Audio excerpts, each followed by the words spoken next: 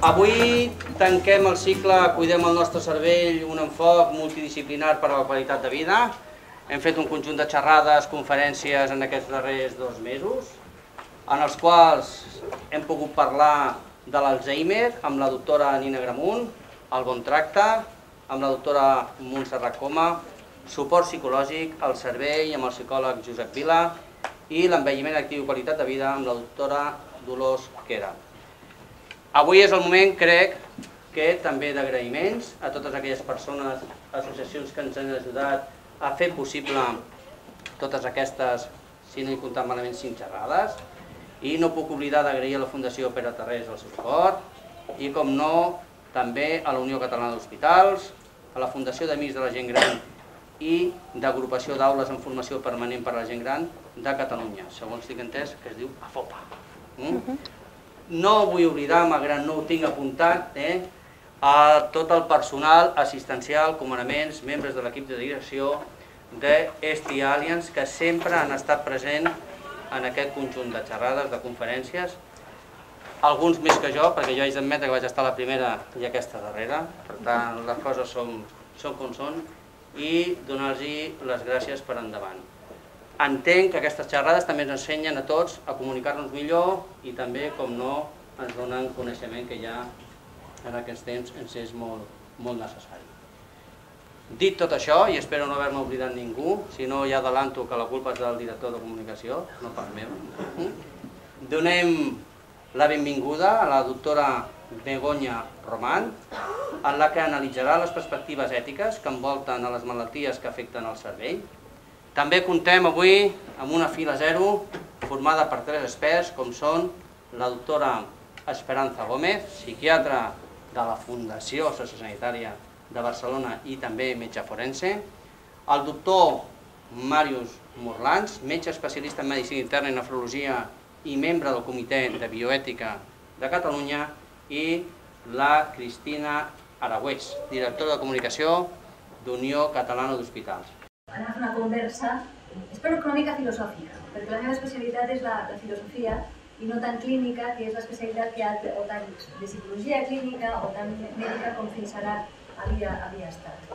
I ho faré precisament pensant en una filosofia de vida. Per tant, quan jo parlo de perspectiva ètica, m'agrada recordar l'etimologia de la paraula ètica, que s'ha oblidat molt. L'ètica parla del caràcter, del que jo soc, de la biografia, de la història personal.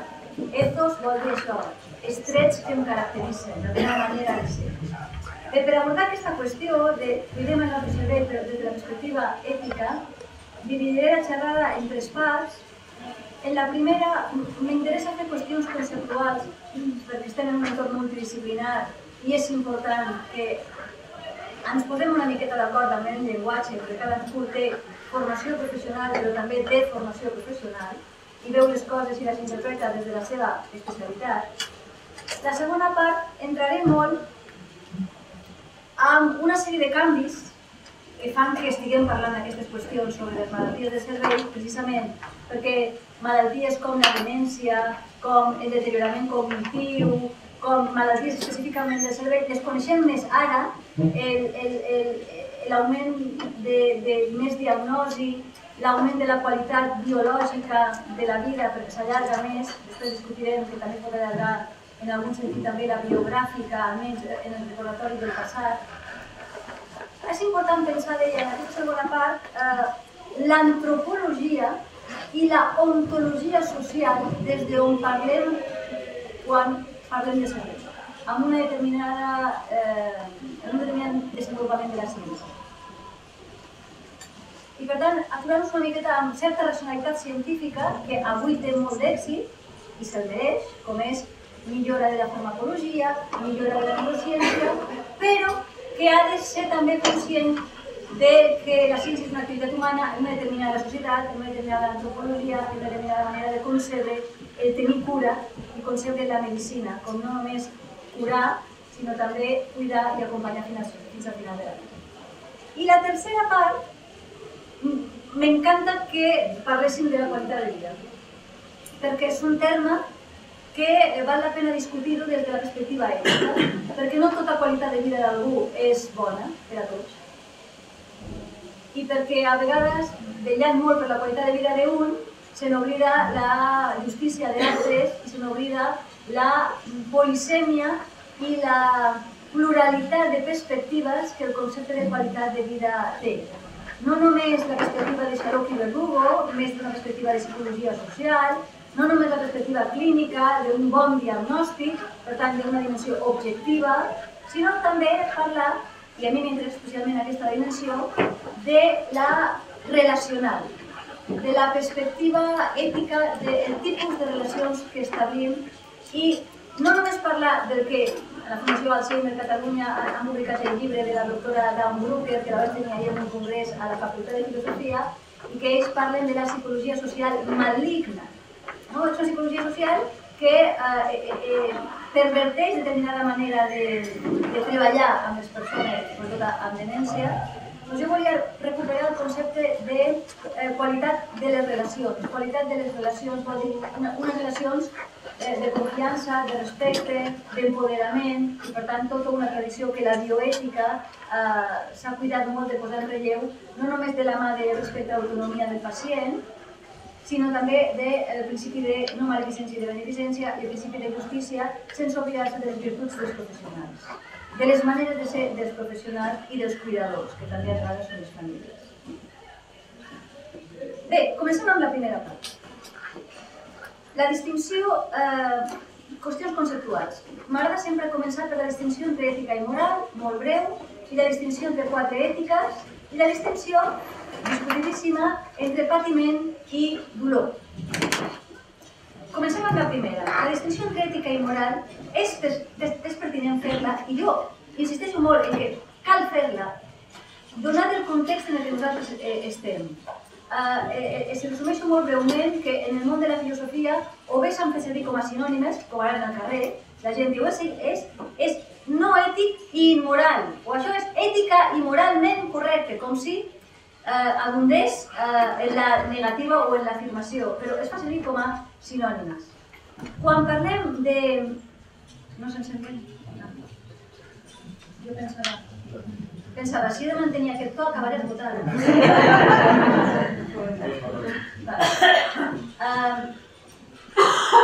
I és una possibilitat, ètica i moral com a sinònimes.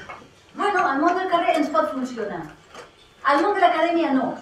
Al món de l'acadèmia no ens funciona i als comitès d'ètica de tots tipus tampoc ens funciona perquè les morals acaben sent productes culturals, hàbits, costums essencials per a la vida bona, perquè som éssers de costums, som éssers de mos mores.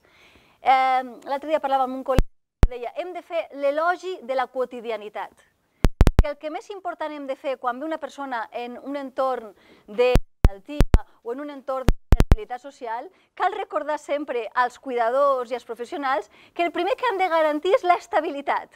L'estabilitat què vol dir? Que s'ha trencat la seva vida quotidiana, que s'ha trencat la seva ordinarietat, no en el sentit de vulgar, sinó del magnífic vida comú, no? Dur a terme les meves activitats de la vida quotidiana. Doncs això vol dir moral. Mos mores vol dir hàbits i costum, i una societat considera correcte el que en ella esdevé habitual, normal, perquè és la manera primera d'acceptar-ho. Tothom ho fa. Doncs bé, des del punt de vista acadèmic, cada vegada fem més distinció entre ètica i moral, perquè les morals en són moltes, plurals, i cal, primera, saber si totes són respectables, i per què, i segona, perquè cal posar en marxa noves iniciatives i abandonar unes altres que s'han quedat obsoletes, gràcies, entre altres, a l'alliberament de supersticions i prejudicis, entre altres, gràcies a la ciència. Ens alliberem gràcies a la ciència de prejudicis i de supersticions, però també gràcies a la ciència podem domar la sort, és a dir, prendre decisions en àmbits on abans no es prenien, i cal tenir molt clar, abans que es transformen en hàbits i costums, si ho hauríem de permetre. És a dir, en l'àmbit de la reproducció assistida, en l'àmbit de noves tècniques de cirurgia, abans de posar en marxa una nova manera d'abordar, que pot esdevenir o no hàbit i costum, caldria saber per quina raó li donem la benvinguda i per quina raó hauríem d'acomiadar a una altra que durant molt de temps ha estat entre nosaltres. Aquests dies estem sentint tots a la premsa tota la qüestió que sembla ser que ja estava erradicada, com en el tema del racisme. I deia, però és increïble que encara als Estats Units estiguin batallant si tenen un president mig negre, que ja semblava que s'havia superat, i resulta que no és una cosa que estigui tan superada. A nivell legal sí, però a nivell de mores, d'hàbit i costum tampoc. Aquesta mateixa setmana hem tingut ginecòlegs, o la setmana anterior, ginecòlegs de Senegal amb el tema de la mutilació genital femenina, i diem, però si és delicte que la majoria dels països encara costa molt d'erradicar morals, hàbits i costums. Per tant, en l'acadèmia, perquè vivim en societats moralment plurals, és a dir, no ens posem d'acord amb el concepte de bo i dolent. Aristòtil, a l'Ètica Nicòmac, ja ho havia dit al quart abans de Crist, el bé es diu de moltes maneres. Però avui en dia el multiculturalisme i l'obsolescència de morals i la nova possibilitat de tenir hàbits i costums mai possibles fins ara gràcies a la tècnica i a la tecnociència i a la biotecnologia, doncs ens obliga a fer la distinció entre ètica i moral. I quina és la distinció? Aranguren ens ho va dir molt clar. La moral és viscuda i la ètica és pensada. Doncs jo us convido a fer una reflexió. No anem a prendre una decisió moral directa on la pregunta és què haig de fer i la resposta és una acció o una omissió, sinó que anem a fer-nos la pregunta ètica. Per què ho haig de fer? I en aquest estira i arronsa de dona'm raons, aquest exercici, aquesta activitat del pensar, que és la filosofia moral o ètica, és el que necessita més una societat vertiginosament canviant, moralment plural com és la nostra. I és aquí on faig la diferència.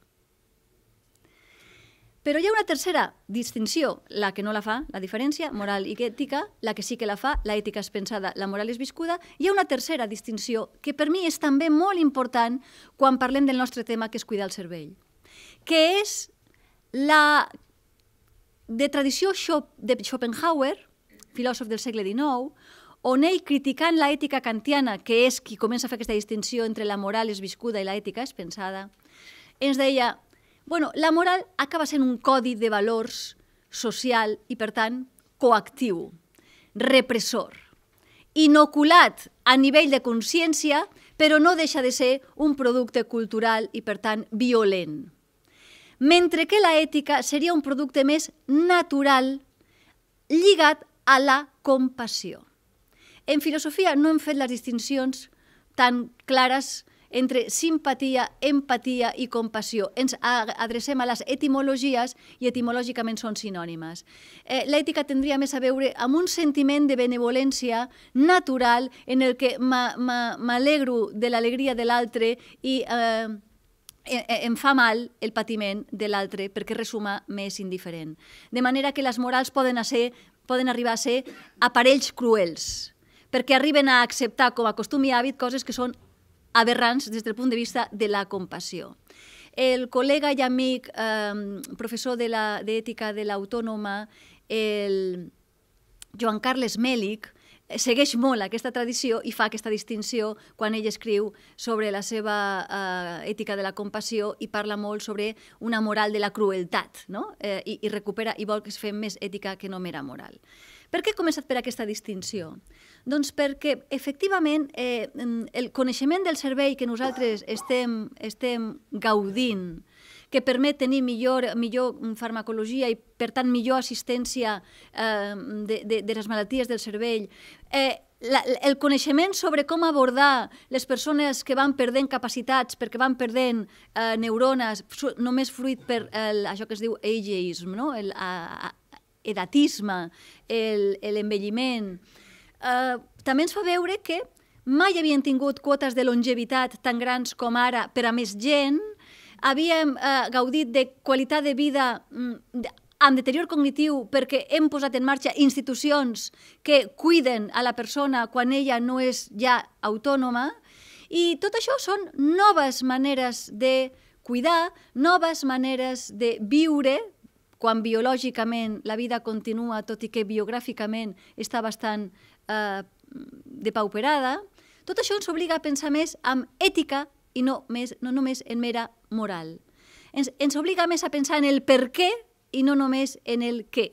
Si la pregunta moral és què haig de fer i la resposta és una acció, la pregunta ètica és per què ho haig de fer i la resposta és un argument.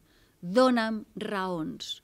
De manera que no m'interessa només la decisió i l'acció que prens i poses en marxa, sinó l'argument que hi ha recolzant, legitimant o no la decisió i l'acció. Perquè el perill és el que jo fa en broma dic la fal·làcia L'Oreal. Perquè jo lo valgo. I això per què ho haig de respectar? Perquè ho he decidit. I tota decisió respectable? Em sembla que no. El que fa respectable una decisió no és que sigui una decisió, sinó que vagi recolzada de raons raonables, valgui la redundància, argumentables. El risc de relativisme és la mort de la ètica. I quan mor la ètica, i tot val el mateix, ja ens convertim en la pèrdua del valor de les paraules valor, respecte, tolerància, justícia, si tot val, perquè necessitem criteris per dir què val i què no val. Una segona distinció, les 4 ètiques.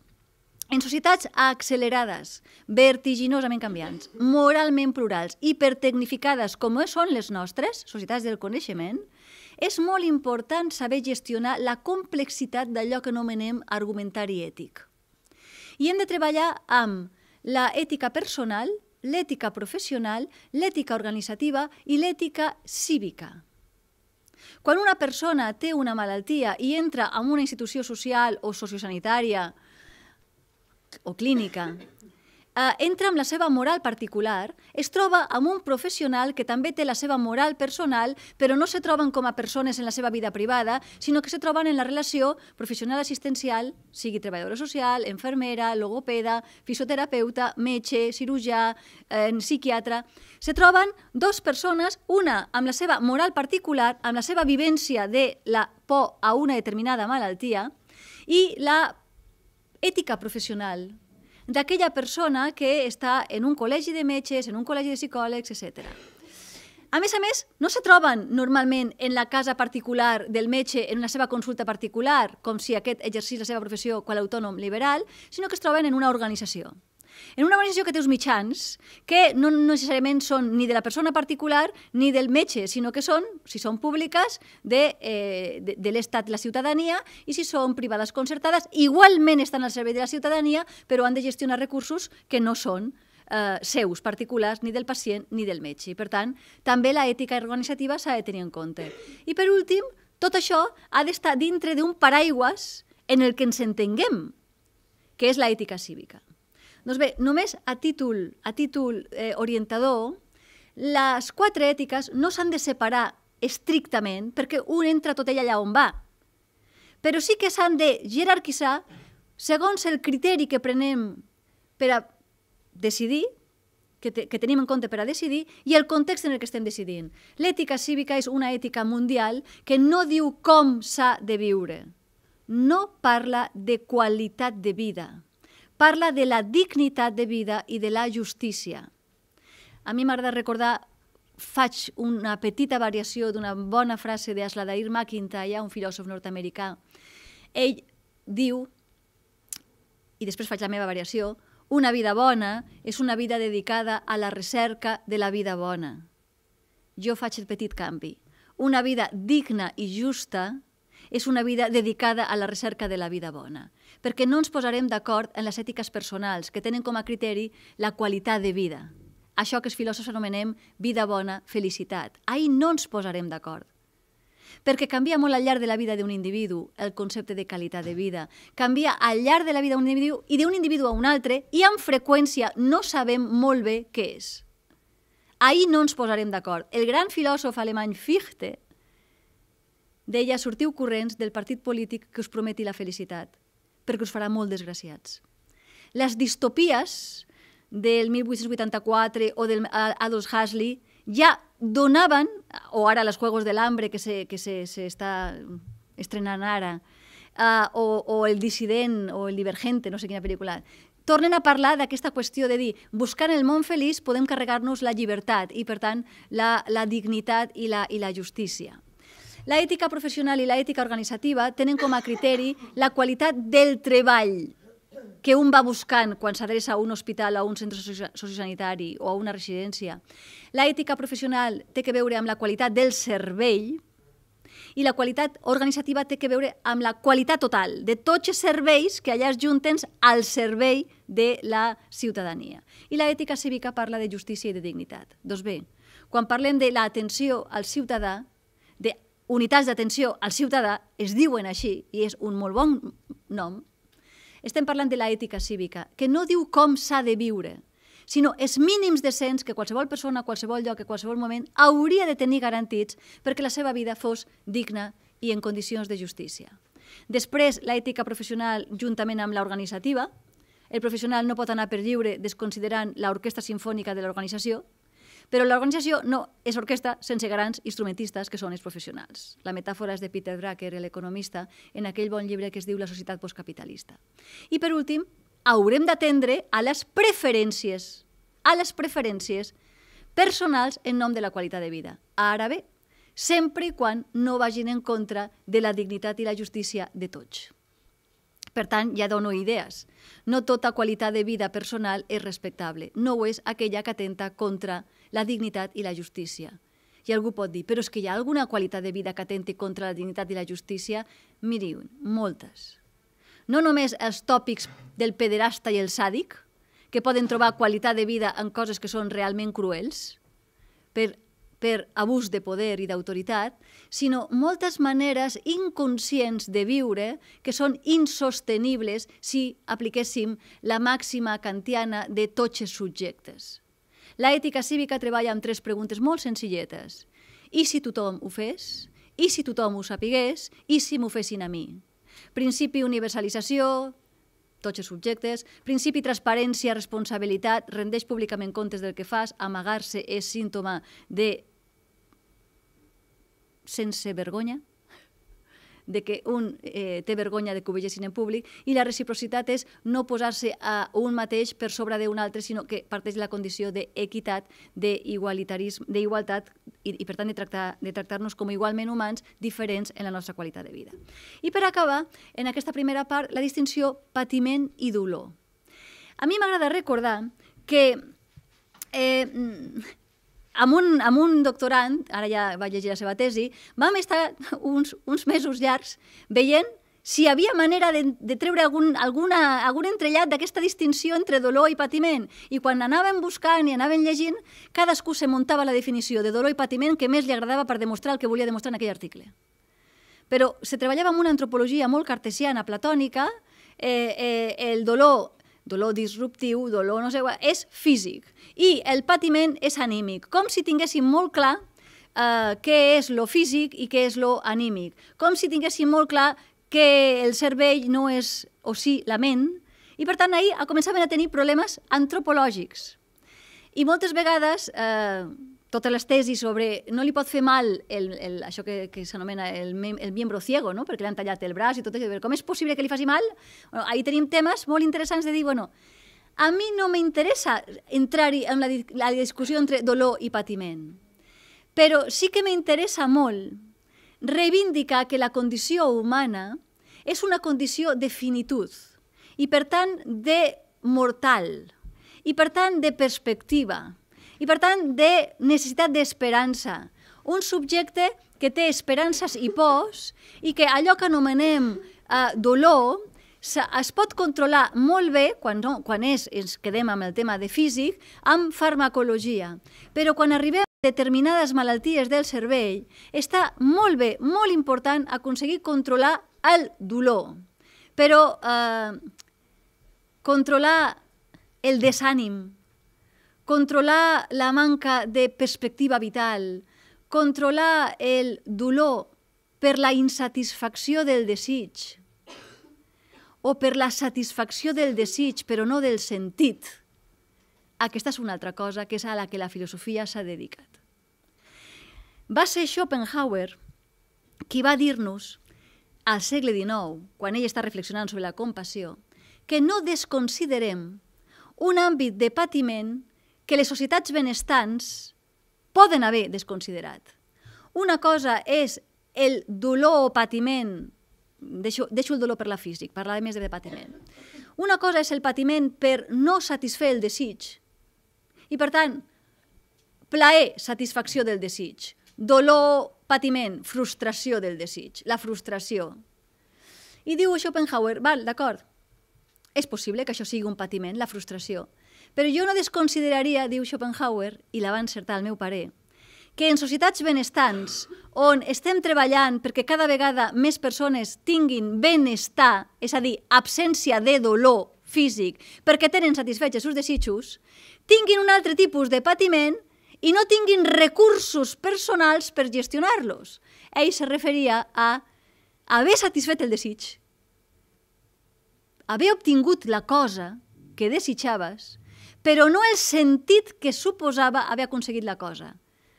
És el problema del tedi, és el problema del buit existencial, és el problema de l'avorriment. És el problema de, no, si tinc tot el que necessito, però això no me basta. És la qüestió del sentit de la vida. Llavors, el patiment mental que tant de patiment genera avui en dia, el tema de la salut mental, no només, sinó el tema de la demència, moltes vegades no és un problema de dolor físic, no és un problema de donar-li totes les seves necessitats, és un problema, a vegades, de certa lucidesa de la manca de sentit. Paga la pena viure així? I és aquí on hem de treballar la filosofia de vida. Què passa? Que Schopenhauer ja ho insinuava, nosaltres hem privat a les persones de rites d'iniciació, hem volgut fer una societat indolora, que no té recursos per viure amb el patiment, per saber-lo gestionar, el vol combatre i per tant està en tensió, el vol negar i al fer-ho l'augmenta. Per tant, nosaltres hem viscut en una societat que creu que ho pot controlar tot, gràcies al coneixement, i segurament tenim millors analgèsics, però no oblidem que el que estem parlant és de filosofia de vida. No de filosofia de mort, que també, sinó filosofia de vida. Augmenta la canxa de vulnerabilitat, augmenta la vulnerabilitat i, per tant, la fragilitat, el no haver-nos preparat a acceptar la finitud, la mortandat i, per tant, la decrepitud i la pèrdua progressiva de vitalitat i de capacitat de fer al mateix ritme el que feien, perquè som éssers físics. Per tant, això implica, anem a la segona part, que ens hem quedat sense la fortitudo, la clàssica fortalesa, en termes psicològics, sense resiliència, en termes de tota la vida, sense resistència. És molt important formar a la gent a acceptar la nostra condició finita i mortal, formar-la, educar-la. Però això implica, segona part, una determinada antropologia i una determinada ontologia que no és la que nosaltres hem heretat. Nosaltres hem heretat una antropologia individualista, hedonista, contractualista i d'egoistes racionals utilitaristes. I això ens ha portat molt de bé. Ens ha portat molt de bé la reivindicació del dret dels subjectes, la reivindicació de l'estat de benestar, la reivindicació de drets i de deures, però ens ha portat alguns mals. El fong jovesià, el hongo jovesiano, és un individu, el cowboy més duro de la Unió, que no necessita res ni ningú, que no es posa malalt mai, que sempre té un Far West que conquerir, etc. I hem descobert que això genera aïllament, manca de confiança, i hem arribat al súmum de la crueltat quan un individu no està eufòric, té malaltia, és dependent, no pot fer la seva funcionalitat al dia a dia, hem convertit en vergonyosa la condició de dependència. Acceptem que estigui dependent, malaltet, 4 o 5 dies que dura la febrada, però ja està. I ens impacientem quan tenim malalties de llarga dependència. Llavors, el súmum de la crueltat és fer-li sentir culpable, perquè si estàs així, alguna cosa has fet perquè te la mereixes. Llavors és el súmum de la crueltat, perquè llavors és quan necessiten autoajuda, quan necessiten ells tenen un problema, ells ho han de resoldre. el yo me lo guiso i yo me lo como. El tema de la culpabilització i del victimisme i sobretot el tema de la expiació. Si estàs així, alguna cosa de culpa has fet, no? Quan sabem que hi ha causes estructurals, no només econòmico-socials, sinó també, i és el meu tema ara, d'ontologia social, de quina és la cèl·lula social bàsica i d'antropologia de self-made man que s'ha fet a si mateix i no deu res a ningú. I a més, amb un economicisme del nostre vocabulari que ha convertit estar en deute en una qüestió de et dec una, et dec favors i per tant em sento culpable de ser una càrrega per a tu. El vocabulari moral estar en deute és estic obligat a reconèixer la meva dependència i a agrair-te que estiguis reconeixent la meva dignitat intrínseca. La majoria de la filosofia contemporània està pensant en què ens vam equivocar, vam encertar moltes coses, però hem de corregir aquesta antropologia prepotent de subjecte controlador que no necessita res ni ningú. Perquè és aquesta antropologia i aquesta ontologia social, jo, primera persona del singular, és la cèl·lula fonamental de la societat.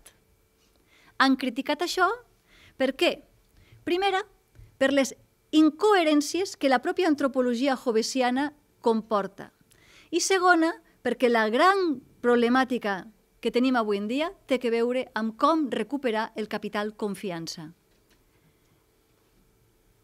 Vaig a aturar-me un momentet aquí. L'antropologia hobbesiana, del que se basta a si mateix, que ningú oblidi que era homo homini lupus est. L'home és un llop per a l'home. Per quina raó Hobbes parla del Leviatan? Perquè tot ésser humà és un egoista racional que es mou per a satisfer els interessos particulars i veu a l'altre, com es veu a si mateix, com un llop, i per tant l'única manera d'aconseguir que no ens agredim ni agredir és fer un pacte. Però és aquí la contradicció. Primera, no se pacta que els pactes s'han de complir. Això no és una norma del pacte. He de fiar-me de que l'altre complirà el pacte, però com que no em fio de que el compleixi, què hauré de fer? Posar un leviatan per a que qui la faci, extralimitar-se en el pacte, no complir el pacte, la pagui. Però per quina raó, senyor Hobbes, fèiem el pacte? Perquè teníem por i hem passat de tenir por uns als altres a tenir por al leviatan. I aquesta és la problemàtica. No es pot viure bé, sense calma, sense tranquil·litat, sense por. I vas fer el contracte per a vèncer la por i el compleixes perquè tens por al càstig. No hem sortit de la por. Hem fet un pacte per a crear unes normes de convivència, de justícia, perquè ens veiem com llops i resulta que m'he de fiar de que l'altre complirà el pacte. Però si jo no me fio, què tipus de pacte és aquell en el que he de posar a un controlador que garanteixi que el pacte es compleix? I la pregunta és, i qui controla el Leviatan? Per a que no se'ls descontroli. I no sortim de la por. Aquesta antropologia què ha fet? Que no tinguem aliança i que tinguem contractes i que siguem una societat judicialitzada, amb professió a la defensiva, medicina a la defensiva, clientelar, i fa que estiguem en tensió i no amb la calma i l'ara serenor que ens permet gaudir de la vida. La ontologia, per tant, té ontologia individualista, hobbesiana, hedonista, utilitarista, contractualista, té com a resultat crisis d'angoixa, pors, ansietat, perquè jo no vull ser una càrrega per ningú, no vull ser una molèstia per ningú, llavors creo una autoestigma, nego la meva vulnerabilitat, nego la meva dependència. I això és el que veiem amb moltes persones deteriorades cognitivament que volen negar com sigui amb la seva astúcia, la seva fragilitat, perquè la viuen com a vergonyosa, perquè la mirada social és... El problema no és on caure's viu, on caure's mort. El problema és, ai, el mort que ens cau a sobre. Tenim un tipus de societat que no sap cuidar. Perquè hem assumit inconscientment una determinada antropologia i ontologia social com si fossin naturals. I tot és un constructe social que és bo o dolent segons ens funciona per aconseguir en últim terme la justícia, la dignitat i la vida bona. Per tant, estic parlant de la primacia de la vida bona i de la qualitat de vida i de la justícia per sobre d'altres tipus de descripcions del món que després no ens ajuden a millorar el nostre món humà. Anem ara ja a la tercera part, la qualitat de vida. A mi m'agradaria recordar que la qualitat de vida té un prerequisit, l'ètica cívica i, per tant, la dignitat i la justícia. Per tant, el prerequisit és no tota qualitat de vida és bona, ha d'estar dintre del paraigües que l'aixopluga en el pluralisme de nocions de qualitat de vida, de la dignitat i, per tant, polítiques de reconeixement, que ningú s'oblidi que tota persona té una intrínseca dignitat. Parèntesi, per això a mi m'agrada més parlar d'una mort bona, una mort apropiada, com deia el doctor Brogi, i no una mort digna, perquè totes les persones són dignes, fins i tot a la mort. La millor paraula era eutanàsia, una mort bona, és a dir, la meva, l'apropiada. Apropiada perquè és la meva i no me l'han ocultada ni me l'han expropiada, perquè se l'han portada altres per a controlar-la. El prerequisit de les qualitats de vida és la dignitat, que demana polítiques de reconeixement. Tota persona té, no només fins al final, sinó després de morta, perquè té drets en reconeixement a la seva intrínseca dignitat, a l'autorespecte, a l'autoconfiança i a l'autoestima. I aquesta autoconfiança, autoestima i autorespecte no se la pot donar un a si mateix perquè un no pot donar el que no té. I això se ho han donat en el reconeixement social en què ha crescut. Que ningú se n'oblidi que som mamífers social. Ningú neix sol. Hem nascut com a mínim, allà havia una mare. De manera que les fonts del jo, diu un gran filòsof canadenc que és Charles Taylor, les fonts del jo són comunitàries i ahir és on nosaltres hem badat. De manera que un no pot donar-se a si mateix l'autoconfiança, l'autorespecte i l'autoestima si no està en un ambient que se ho veu, se ho reconeix i ell ho dona. I la justícia. La justícia a lo Rawls i lo Habermas, evidentment, amb participació en la presa de decisions, amb contractes de mutu reconeixement de la dignitat, però també sense desconsiderar els contextos particulars de pertinença, les cultures. Per tant, no només hem de parlar de contractes, hem de parlar de participació en la presa de decisions, hem de parlar de i predistribució dels mínims decents bàsics que tothom necessita, per dir-ho ras i curt. Tothom té les mateixes necessitats, no tothom té els mateixos satisfactors. Tothom ha de dormir, però no tothom 8 hores. Tothom ha de menjar, però no tothom la mateixa quantitat. Tothom ha de ser reconegut i cuidat, però no tots de la mateixa manera. La homogeneïtzació és una forma d'imposició d'una determinada moral que és la teva. Dit això, per tant, recuperant les idees de la participació, el reconeixement i la predistribució en contextos plurals, el tema de la justícia i la dignitat és molt més complex que només reconèixer drets i deures.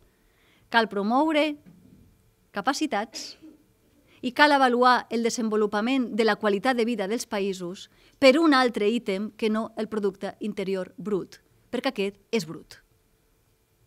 Cal avaluar-ho per el desenvolupament de les capacitats de les persones i Martha Nussbaum entén per capacitats el poder ser i fer. No me serveix que me garanteixis els drets si després jo no puc ser i fer. Per tant, es tracta de mesurar la qualitat de vida més per les capacitats que les persones tenen, capacitats reals, maneres de fer i ser, que no per drets i deures reconeguts jurídicament. No es tracta ara de no estar els drets i deures, es tracta de sí de no estar que del civisme hem passat al cinisme. Les 3 potes de la qualitat de vida serien la subjectiva, la objectiva i la social. La perspectiva subjectiva de la qualitat de vida és la narració que la persona fa de la seva vida. I per això necessitem que la persona ens expliqui la seva vida.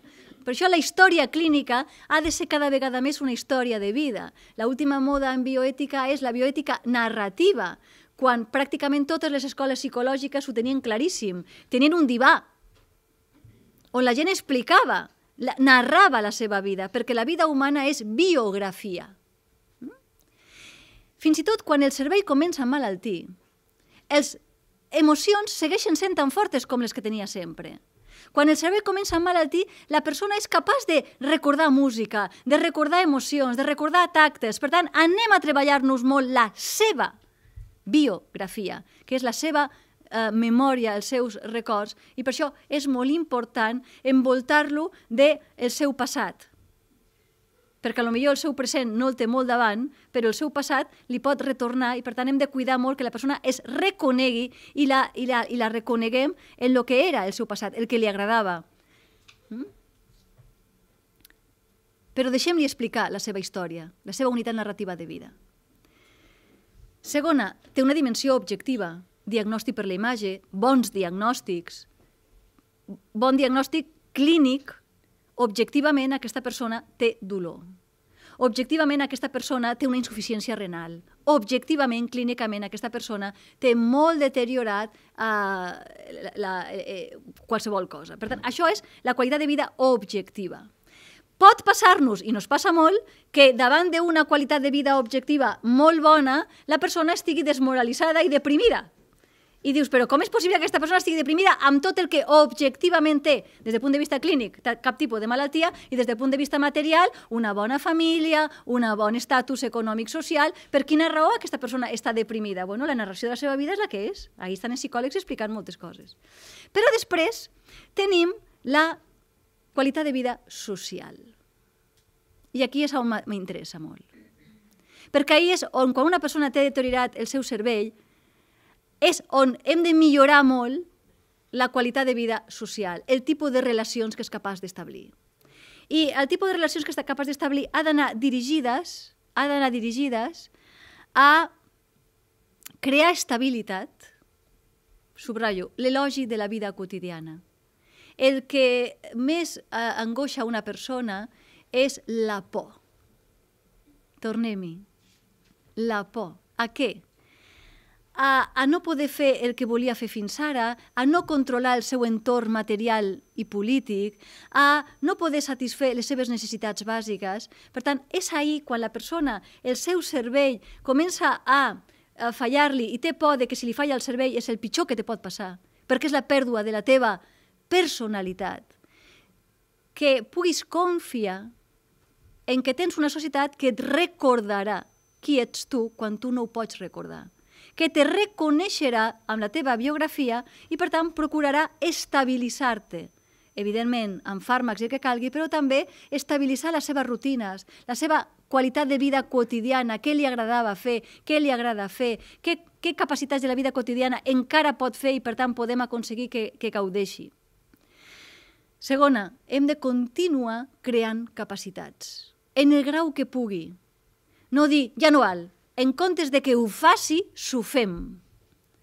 En comptes de passar-nos 15 minuts esperant que s'acordi les sabates i és més fàcil posar-li el velcro, potser cal estar mitja hora, perquè per ella és una persona que sempre havia portat sabates de cordill i, per tant, sempre és una persona que li agradarà posar-se les sabates de cordill i no només el velcro, que és més fàcil per al cuidador i és més fàcil per a tots nosaltres. I, evidentment, els vincles. La qualitat de vida té que veure amb l'estabilitat en la seva vida quotidiana, les relacions que té, els hàbits quotidians, les seves mores, la seva biografia, crear-li capacitats de, en la mesura del possible, fer unes determinades activitats i els vincles. El tipus de relacions de tenir cura, de sentir-se cuidat i de cuidar que les persones cuidadores i la persona cuidada pugui experimentar. I aquí és on el cos ens delata. Quan tu tens llàstima per una persona, ja la mires com un objecte al que li has de fer tot, i s'ho fas tot però sense reconèixer-li la seva condició de persona. És una perspectiva de la mirada. El respecte vol dir mirada atenta. I quan la persona sentimentalment veu que no la veus, que és un cos per netejar, que és un vegetal per anar més o menys mantenint, regant-la qual planta, i ja no tens una interacció amb ella perquè total no s'entera, això és un maltracte. I la persona té les mateixes emocions que tenia. I és molt important també no espectacularitzar la seva fragilitat, fer-la més dependent del que ho és. En últim terme, la nostra societat està adonant-se que moltes de les crisis d'angoixa, que moltes de les crisis de desesperació que tenen les persones que veuen el seu deteriorament cognitiu té que veure amb que se sap que és una càrrega. Perquè no tenim ben armades les institucions del tenir cura. És molt important que la persona pugui planificar la seva dependència. Per això posem en marxa el document de voluntats anticipades, per això posem en marxa el pla de decisions anticipades, perquè la persona pugui planificar la seva dependència. Però no ens equivoquem. No només ha de planificar-la ell sol. Ha de planificar-la amb tota la comunitat que l'acompanyarà. I això què significa? No només la família, sinó també intentar evitar el risc del familisme. Carreguem amb les famílies el que es descarrega a l'Estat i es descarrega al mercat i carregant tant en les famílies ens les carreguem. I la persona, sabent la càrrega que és per a les seves famílies, voldrà a vegades fer un exercici camuflat sota autonomia que en realitat és me sacrifico en ares de la comunitat. I no ens equivoquem. Avui les notícies eren que en moltes famílies catalanes la principal pensió és de les persones grans. Si fa uns quants anys la nostra pena era que no hi hagués aferrissament terapèutic, i això el Màrius i jo ho hem vist perquè en els 10 anys ens hem dedicat a defensar molt a nivell bioètic el respecte a l'autonomia del pacient, i teníem pànic a que amb tant poder fer hi hagués aferrissament terapèutic, ens pot passar la enorme paradoxa de que la persona s'autosacrifici i vulgui l'aferrissament perquè sap que és l'única via econòmica que hi ha a la família. Per tant, és llarga vida al iaio amb el consentiment del iaio perquè és l'única possibilitat que tota la família pugui viure. I tot això ve perquè està molt bé omplir-se la boca de que volem cuidar, però no és una qüestió només de família, és una qüestió també de solidaritat normativa, no de solidaritat emotiva. I és una qüestió, per tant, del tipus de societat que estem disposats a construir una vegada hem vist que una determinada societat hobbesiana ens ha donat moltes coses bones, però ens ha portat unes altres dolentes que haurien de saber gestionar per a continuar dient que és una societat decent i una societat ètica. Ho deixaré aquí. Moltes gràcies.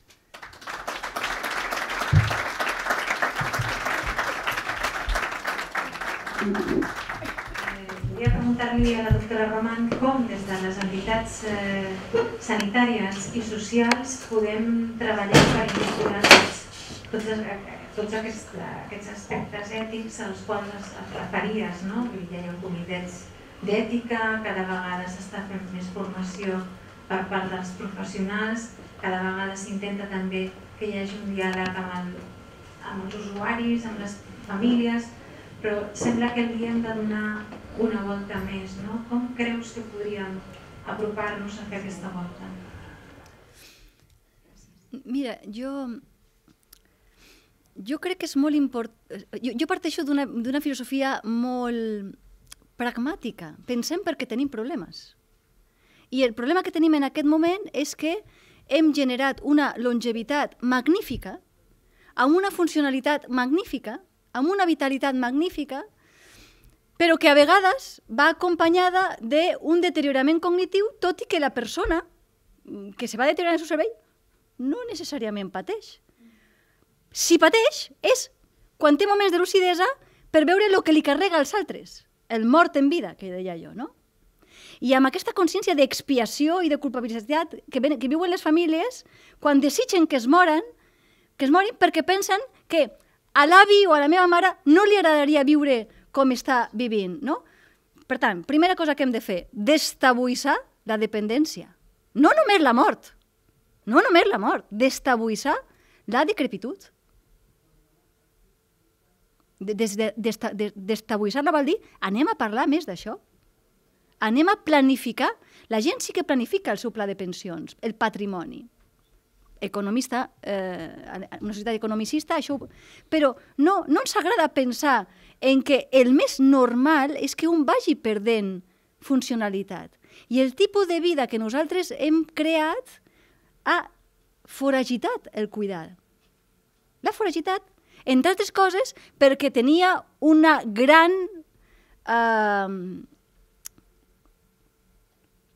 com ho dic perquè s'entengui bé?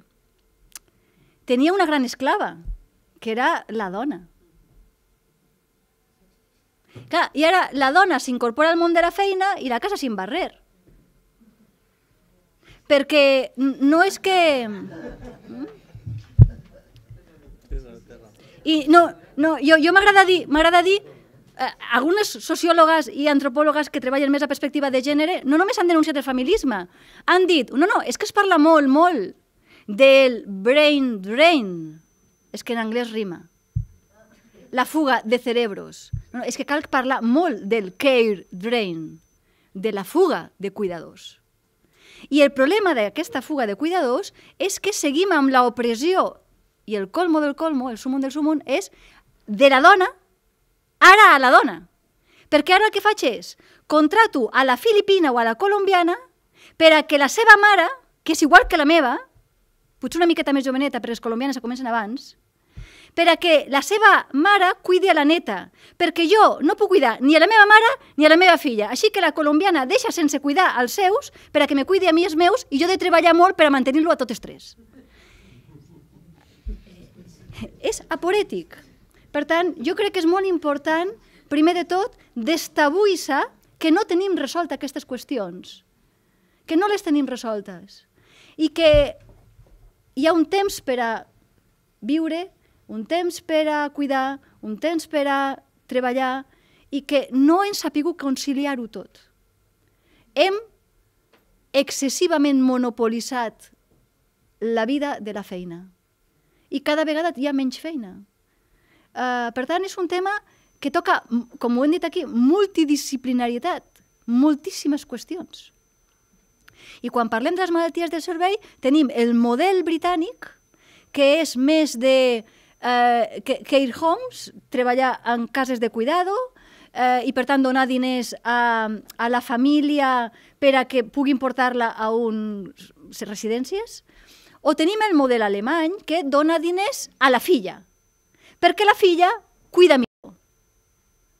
Sí, però tot ho resolem amb la filla que cuida, amb diners, que és molt important.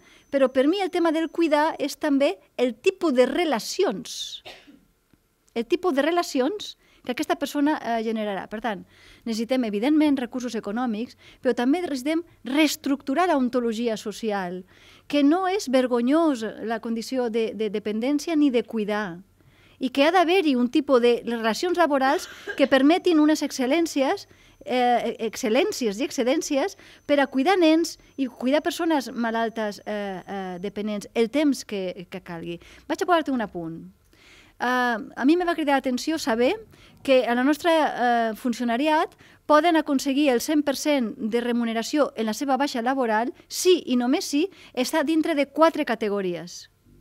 Malaltia, cirurgia major, oncologia, però no salut mental, per exemple. I cuidadors de gent molt dependent, tampoc.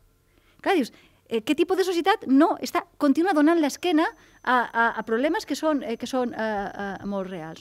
Per tant, cal parlar molt més socialment, cal crear institucions del cuidar, a molts nivells, no només més residències, i aquest és un tema de prevalència fonamental perquè l'edatisme és un tema de primera necessitat, no només de pensions, és un tema també de cuidadors i de sentir-se cuidat.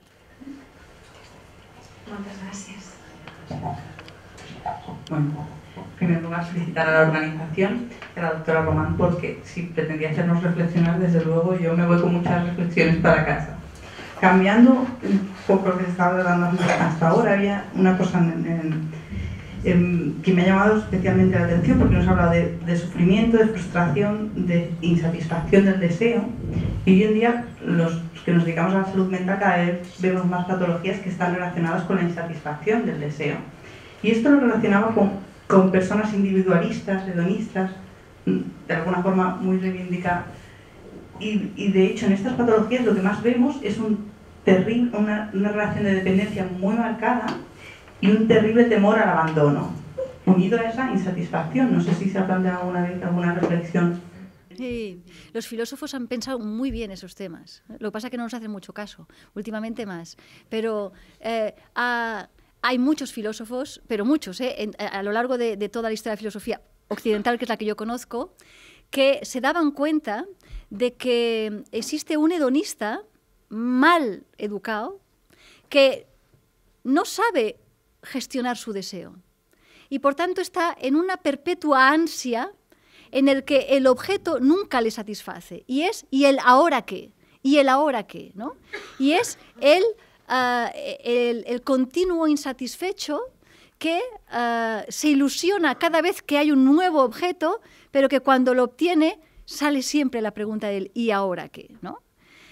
Ellos decían que esa era una gran fuente de infelicidad porque no tenían controlado el deseo. El deseo seguramente obedece a un vacío interior que no han explorado y por tanto es a una falta mucho mayor que no se va a satisfacer con objetos, ¿no? Pero por otro lado, lo que hay también es unas expectativas infundadas sobre lo que la satisfacción del deseo me pudiera generar. Es decir, a veces esperamos demasiado de algo y cuando eso no te lo da, aparece la frustración, ¿no? Me parece que era Cioran, este señor que tiene estos libros que se llaman Breviario de podredumbre, del inconveniente de haber nacido, y le dijeron, ¿cómo es usted con este pesimismo que le caracteriza que se esté haciendo viejo, y se murió de viejo, y no se suicide? Y dio una respuesta muy sensata. Dice, porque el suicida es un hedonista que le pide todo a la vida, y como es normal no le va a dar. Yo nunca le he pedido nada a la vida y con lo cual no me he decepcionado.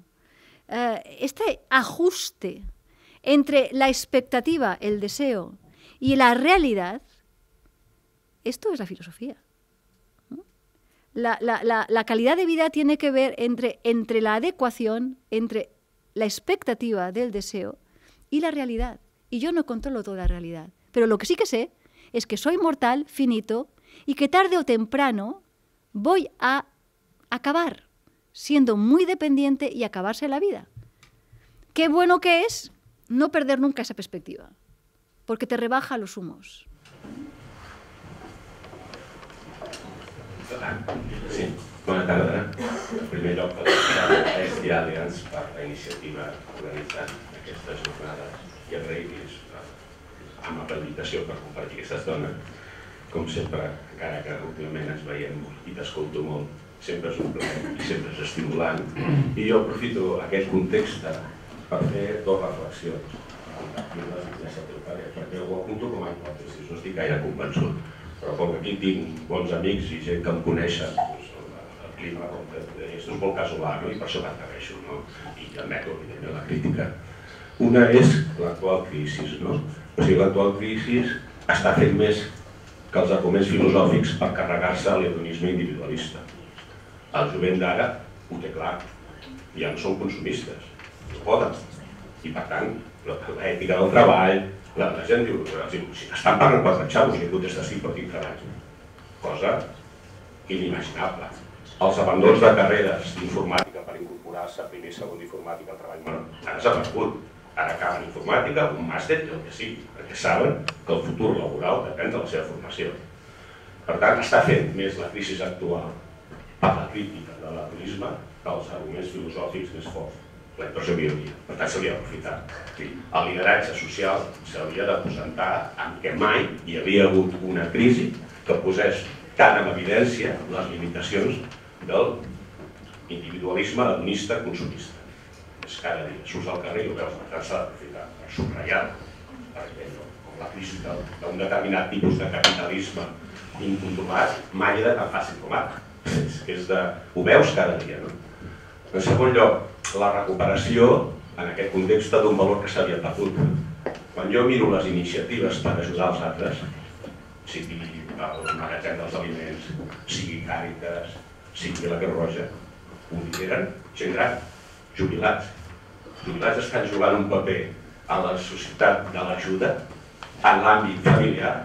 Veies tu, moltes famílies s'aguanten a la contribució del gravi i socialment no veig pràcticament joves prenent iniciatives d'ajuda. Per tant, és un moment de recuperar també aquest paper d'aquesta gent gran que potser s'havia perdut el respecte per la gent gran. I això empalmaria amb la tercera més aplicable, que seria el respecte. Quan cuides a persones dependents i deteriorades intel·lectualment, el valor, jo això ho he après dels familiars i dels pacients, és per el que han sigut. Han estat referents de vida i per tu té sentit cuidar-los en tant en quant han estat referents de vida. És evident que en una societat on cada un treballa i ha desaparegut la figura, jo li deia la tieta. La tieta era la que cuidava, però ara la tieta està de viatge amb l'inserso o amb les amigues fent el regim. I és lògic, legítim que ho faci, i toca. Per tant, hem de demanar a la societat i a una societat que no té feina un pou de creació de feina professional és la de cuidadors professionalitzats i hem d'anar cap aquí, no hem de renunciar a això. Però les famílies han de saber transmetre això que deies tu, la biografia, el que ha sigut. És impossible cuidar bé a una persona si no saps què ha estat. I això és fonamental, i això és feina de la família. Per tant, té que haver-hi una síntesi. Jo ho he vist, quan els cuidadors saben la importància que ha tingut aquella persona que ara ja no es pot manifestar per als que l'han, els que són el que són, perquè els ha cuidat i els ha ajudat, quan deixen de ser-ho i ho saben transmetre, les coses van molt millor. Per tant, sempre hi haurà aquesta síntesi, simbiosi entre família, que treballa i no ho pot cuidar, malauradament, i els cuidadors professionals, però s'ha de saber transmetre aquest valor, aquesta biografia, el que has representat aquella persona. El valor de cuidar els que ja probablement han perdut característiques de la personalitat per el que han estat i pel valor que té pels que es queden. Jo això ho he pres en situacions extremes que dius com pot ser i veus que per aquelles famílies, inclús en el cas controvertit d'estats vegetatius crònics, que és el cas extrem de la despersonalització, i que per algunes famílies cuidar-los a casa els hi dona sentit. No en sé més, però ho he vist, com ho he vist ho aporto aquí, la reflexió de la importància que té el sentit de la vida que ha tingut per als que estem, aquell que està però ja no està, no és conscient que està, no dic, si no sé, era per compartir. Sí, jo també crec que sobre el tema dels joves, no? De dir, bueno, com que no poden ser hedonistes perquè no tenen l'objecte del desig, doncs ja han treballat el desig. Jo també sóc optimista en aquest sentit. Només tinc un petit neguit i és molt diferent haver fet l'opció de l'austeritat i, per tant, l'has feta, que no hi hagi opció. Sí, en el cas dels que van poder triar l'austeritat era el despilfarro o l'austeritat. Pues haber elegido muerte, que deia aquell, no? Pues entre el despilfarro i l'austeritat. Home, pues ens agradava l'austeritat. Això, entre cometes, té mèrit. Però és que ells no poden triar. I això seria el meu desig, que fos una opció, no? Com no coneixen l'altre, a lo millor, si algun dia sembla ser que tornés los famosos brotes verdes, a lo millor no hem treballat suficientment. Per tant, jo sí aprofitaria la conjuntura de gaudir de l'austeritat i de veure el buit que era aquell despilfarrament. Tot i que aquests joves són molt conscients en algunes qüestions ecològiques de sostenibilitat, però no en unes altres. Per tant, els meus alumnes a filosofia són superconscients del tema del paper. Del tema del paper, del tema dels animals, del tema de les pells, però no dels mòbils. Canvien de mòbil com altres de sabates. Bueno, igualment són deixelles, no? I ahí és on s'ha de treballar la consciència. Una mica en la línia d'aquesta reflexió, que és la qüestió que plantejava Antó sobre el fet i vostè també sobre el fet de cuidar. És a dir, que en una generació molt propera a la nostra s'ha cuidat per qüestió ètica, perquè pensàvem que era la nostra responsabilitat, o pensava la generació de dones que era la seva responsabilitat, i ara cuidar és un fet de supervivència. Cuidem perquè depenem de la pensió d'aquesta persona que arriba a casa. És a dir, que aquest salt a cuidar per necessitat ètica, a cuidar per supervivència, també genera que hi ha alguns valors de tipus ètic que la generació successiva a la nostra els deu tenir diferents. És a dir, la pregunta és una mica què ens espera com a futur en vista aquestes noves generacions en la cura de nosaltres, per exemple, alguns dels que estem aquí que avançarem. Ara veiem el que passa amb la gent gran i com tot això ha canviat, però què passarà amb aquesta generació? Se m'acut que, per exemple, l'ensenyament ha posat en marxa també tot aquest programa de voluntariat amb nens de 13-14 anys que sembla com amb la intenció de generar aquesta consciència ètica de la cura dels altres, però vostè que és expert en temes filosòfics, què creu, per on anirà aquesta nova generació? A veure, volia explicar una anècdota que m'ha passat just aquesta tarda, que ha estat l'alegria del dia. Jo creuava Rambla Catalunya i un senyor amb cadira de rodes, un senyor gran, gros, que intentava, i es veu que Barcelona és planeta, però hi ha un moment en què just el grau de les pendents són complicadetes, i el senyor estava com allà atascat. I jo l'he vist i dic, què li cal ajuda? I diu, sí, és que està complicat això perquè em sembla que no, però quan estàs en perspectiva cadira de rodes m'explica el senyor que no podia, no? Clar, jo anava amb una bossa carregada amb llibres i jo no sóc gaire cosa. I aquest senyor era gran. I dic, i li dic jo, vamos a ello. I agafo força i tiro i sí, no? I sí que anem. I en això venen dos nois de 16 anys, perquè no en tindrien més, i diu, ai, perdonin, que no els hem vist. M'han inclòs a mi també, no? I ja m'ocupo jo. I m'ha agafat la cadira de rodes i entre un i l'altre vaig pensar, que bonic. Jo he trobat, això fa temps que... I li ha demanat disculpes perquè no l'he vist. M'ha agradat molt això de no l'he vist, no? I m'han dit a mi, perdoni, és que no l'he vist. Com si dient, no me critiqui, que és que no l'hem vist, no? Aquest adonar-se'n de que al món hi ha gent gran necessitada, per tant necessitem cada vegada més visualitzar la dependència. Visualitzar... L'altre dia sortia que cada vegada que vols fer un tipus d'apologia d'unes causes, posa-ho en la riera perquè té una gran capacitat de convèncer a la gent. Posa un homosexual, posa un paralític, posa un document de voluntats anticipades, posa-ho als guionistes perquè tenen molt de conscienciació. Posa-ho a l'escola. Doncs sí, efectivament hem d'aconseguir impregnar les pràctiques del cuidar en la vida quotidiana i no en les institucions tancades, que per mi ha estat un greu error. És a dir, visualitzar la diferència, visualitzar la dependència i no tenir-los molt ben cuidats, però a la quinta forca on no hi arriba ni Déu. I construint aquestes residències macro en Sant Llorenç de Savall, amb unes vistes estupendes, però allà és això, és més sol que no arriba ni Déu allà.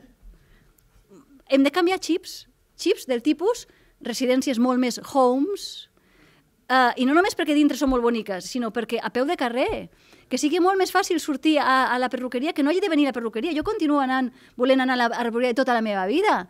Per tant, necessito visualitzar la dependència creant societats, ciutats amables per a les persones discapacitades. L'altre dia em deia una alumna que és tetraplègica i la tinc a la Facultat de Filosofia a primera línia i estic parlant amb ella i dic, però tu t'agrada la filosofia? I diu, bueno, és que jo realment volia fer teologia. I dic, bueno, però està aquí molt a prop la Facultat de Teologia i és una molt bona facultat i tal. Saps què em va dir? Això al Xavier li hem de comentar, i ho sap. És que no és accessible en cadira de rodes. I té 19 anys. I jo deia, mare meva, això me refereixo a no només el tema d'accedir, sinó que la vida quotidiana no sigui impossible per a les persones que no tenen 45 anys.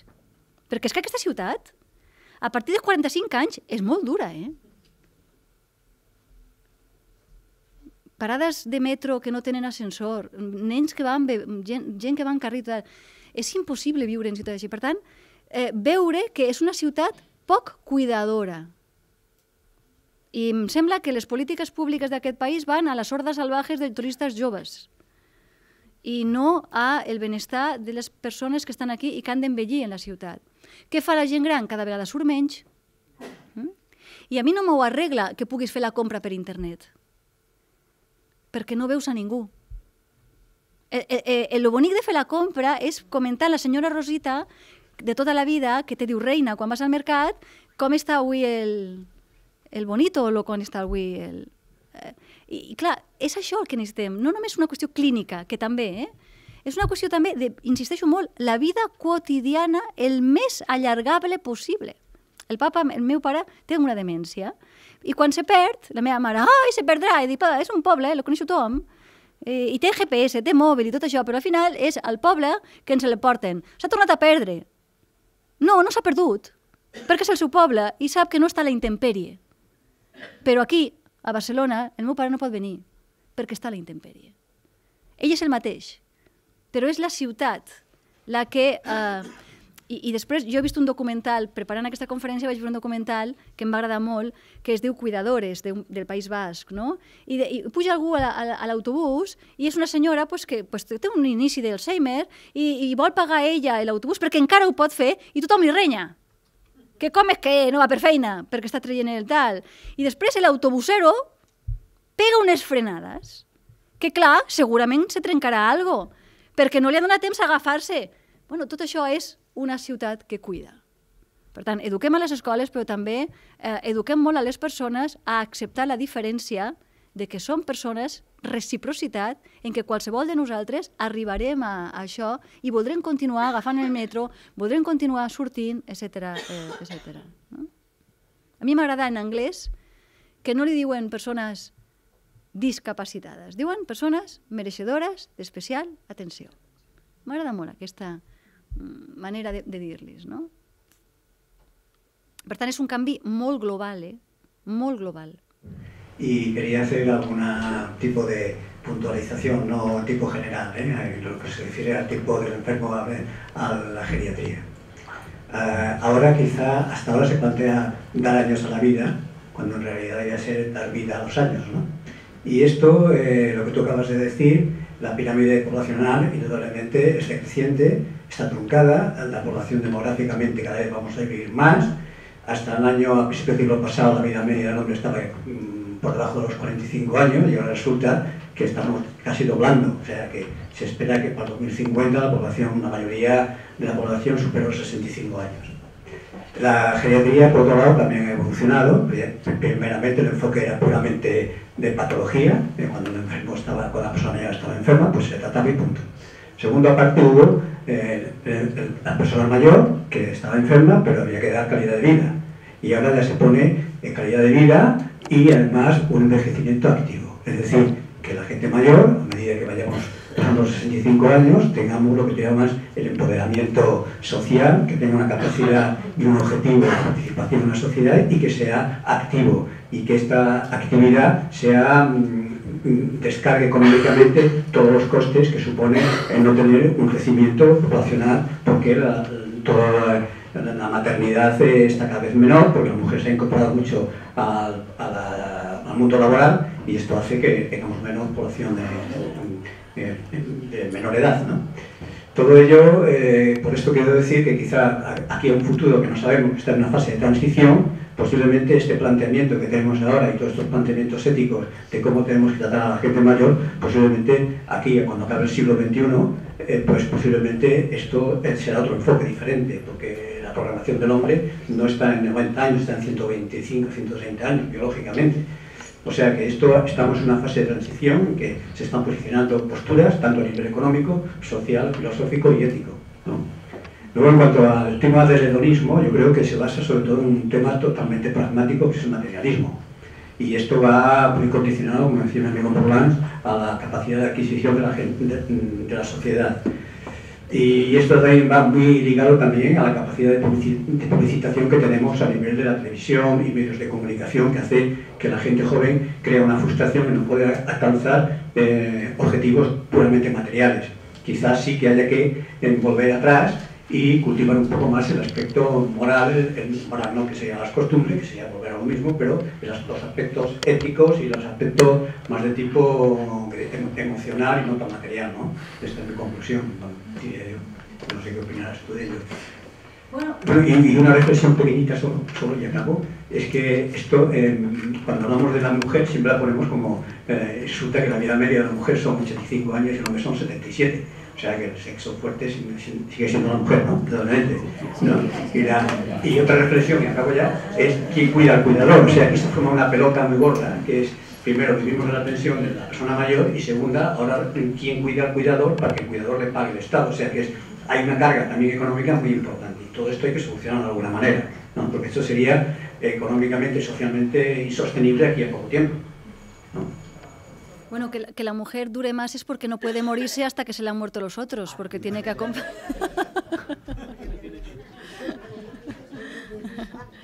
No, pero es muy importante esta lectura de la demografía, Malthus se espantaba cuando veía las cifras. Hans Jonas se espantaba en el 79 cuando decía: ostras, es que ya estamos con los 4 millones de habitantes, con los 4.000 millones de habitantes, ¿no? Y digo, bueno, sí, Jonas, que han pasado simplemente 50 años, viera ahora los índices de natalidad que tenemos y de longevidad que tenemos, ¿no? Yo creo que hay algunos filósofos, él también, Hans Jonas también, y yo lo empiezo a pensar, pero lo tengo que explicar muy bien, porque si no me creen que soy como el ministro japonés que tiene que obligar a la gente a morirse a partir de los 80. No estoy en eso, pero sí que creo en que no únicamente tenemos que hablar del el derecho a morir con calidad de vida hasta el final, sino que también es bueno que hablemos del deber de morirse. Bien y a la primera. Porque más vida a los años, y es una cuestión de justicia intergeneracional y de justicia espacial. El planeta es redondo y da de sí lo que da, de biodiversidad. Y yo creo que es una cuestión de equidad y de justicia dar la única oportunidad sobre la Tierra a más personas y no querer monopolizar yo el rato que me han dado. De manera que la idea no sería tanto conseguir longevidad a cualquier precio, sino conseguir una longevidad que fuera de calidad de vida con las 3 patas,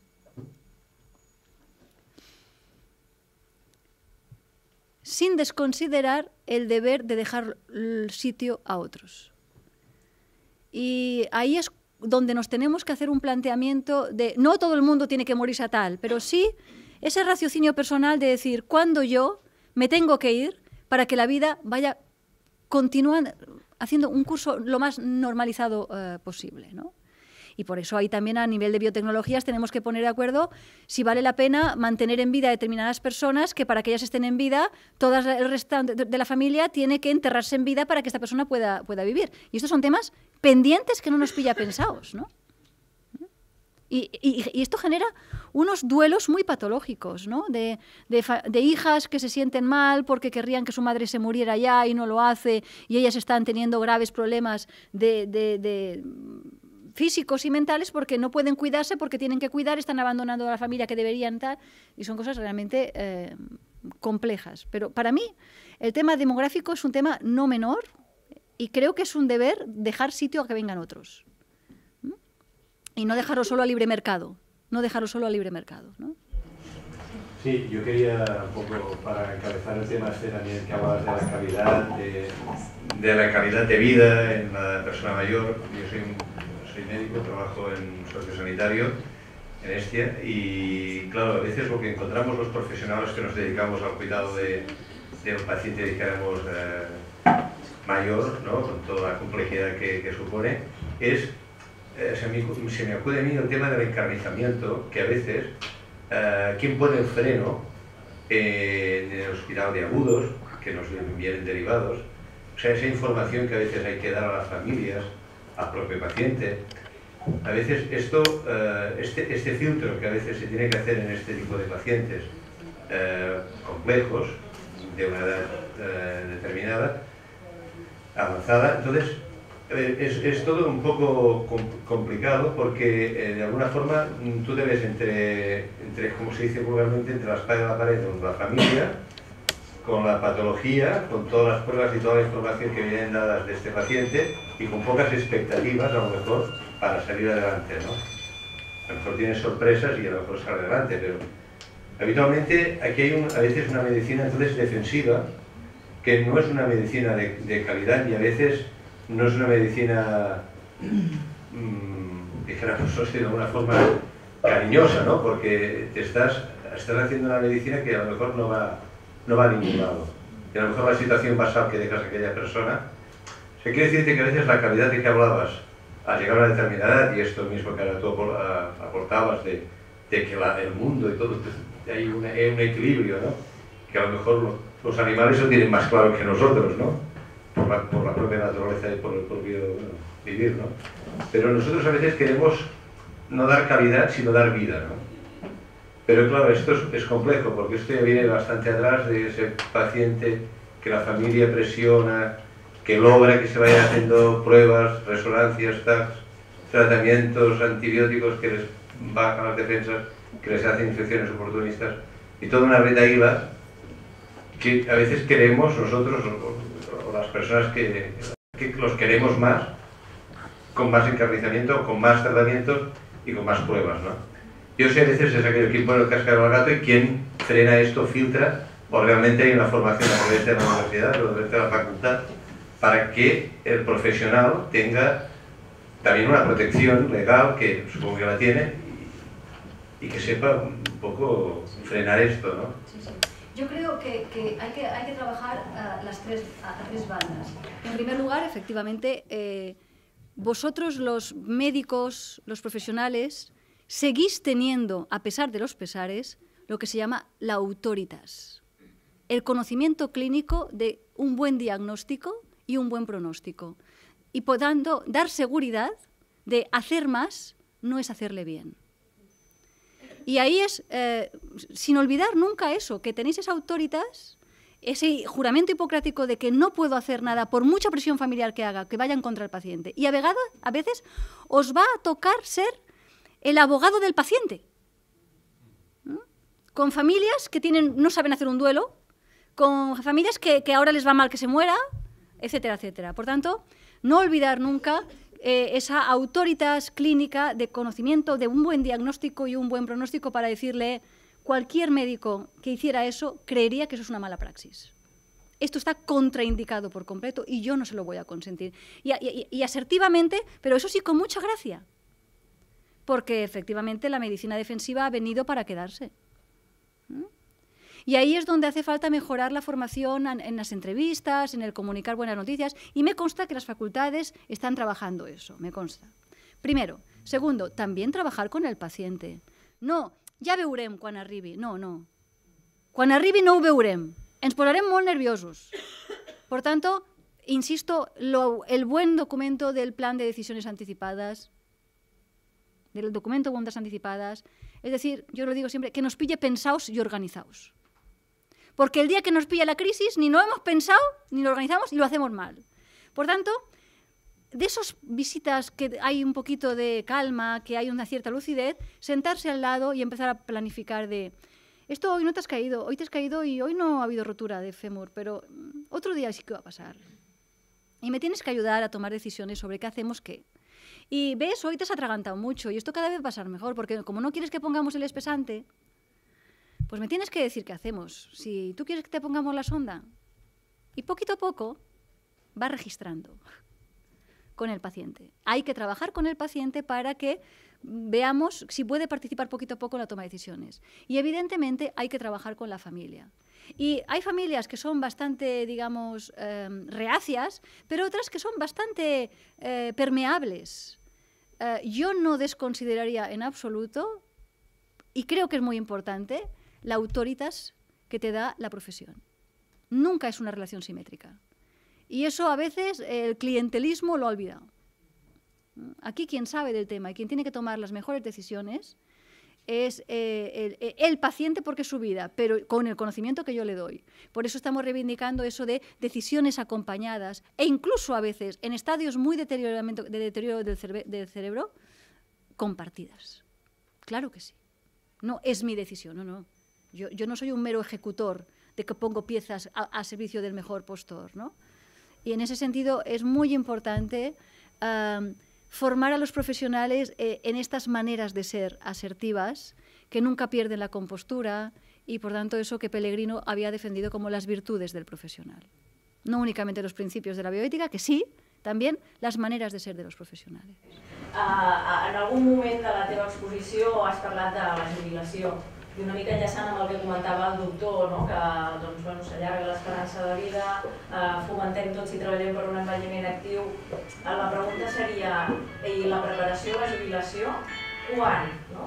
Quan et comences a preparar o quan hem de començar a preparar? I ara que es parla, no? Doncs que la gent volem seguir treballant més enllà de la data de jubilació, volem decidir, no? Fins quan, doncs, com fem aquesta transició, quan ens preparem i de quina manera?